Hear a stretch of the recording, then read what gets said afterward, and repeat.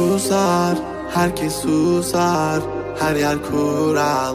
Yıkın duvarları, uğra, yanıma uğra. Bir yazı tura, bükelim tüm kolları.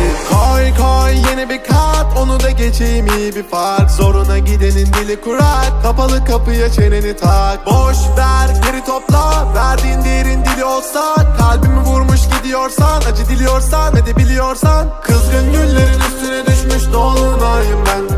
Soldum bir kere geriye dönersem yok olayım ben. Koştum bir firara, beni ölmezsem yine ara. Kara kış gibiyim sobalara, bizi doldursun odalara. Kızgın güllerin üstüne düşmüş dolunayım ben. Soldum bir kere geriye dönersem yok olayım ben. Koştum bir firara, beni ölmezsem yine ara. Kara kış gibiyim sobalara, bizi doldursun odalara.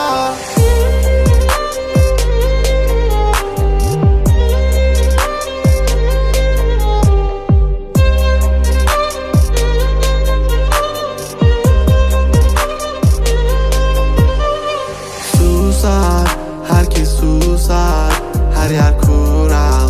Yıkın duvarları, uğra, yanıma uğra. Bir yazı tura, bükelim tüm kolları. Normale döneceğim, hayatım versin istediğimi. Zorlama düşerim, şeytan duymasın dinlediğimi.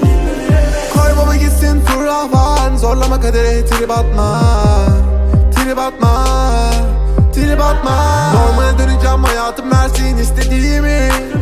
Zorlama düşerim, şeytan duymasın dinlediğimi. Koy baba gitsin fırlavan, zorlama kadere trip atma. Trip atma, trip atma. Kızgın güllerin üstüne